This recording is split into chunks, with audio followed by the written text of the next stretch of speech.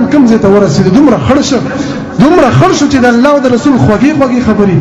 والله زه د چار نه ماښامه پورې سړی لګي او د دې صحابو د ژوندګي بیانوي او د محمد رسول الله د خولې نه راوتي یو خبره قسم په الله ډېر قیمتي دي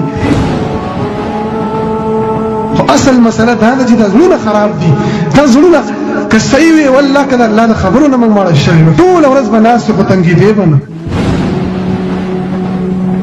زمانونو دا ځان ته مهم دي او جوانانو ملګرو ته مهم د فتنو دور دی ګناهونه انسانانو نه کی قسم فتنې دي کوشش وکړ د منځونو ته سړی د اذان نه وروسته راشي او الله د سجدو باندې پریوزي من نو تاسو عجیبي کچرته گیم ته چا کینولو فیسبوکونو ته کیناستو کرکټو میچونو ته کیناست والله ګنټي وتیری شي زمونږ په بدن باندې خرق نه لګي ساړوبي په موږ ناراضي هغه چرته جمع بیان خطبه د 3 منټه په ورواوړي څومره سړی تنګي تا نهایت ته ایمان کم ځای ته ورسېد دومره خړ شو چې د الله او د رسول خوږې خبرې والله زه د چار نه ماښامه پورې سړی لګي او د دې صحابو د ژوندګي بیانوي او د محمد رسول الله د خولې نه راوتي یو خبره قسم په الله ډېر قیمتي دي خو اصل مسله دا ده چې د زړونه خراب دي دا زړونه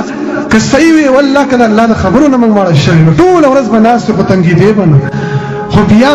الحمدلله چې په دین کې چېرته داسې نه دي چې سهار نه ماښامه پورې به ته د جمعې په ورځ ناست دي دا به څومره غټ امتحان وي یو کس به نه وي والحمدلله اوس هم د خوشحالۍ خبره ده چې مؤمنانو باندې د خبرې ښه لګي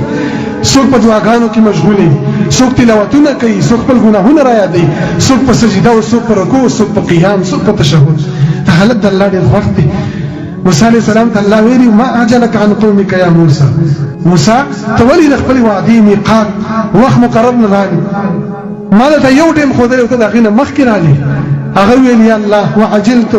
رب الیک لترضى یا الله وختي رالم چې ته رانه خوشحاله شي دا خبرې دې زړه ټکور ورکوي خو مؤمنانو باندې لګي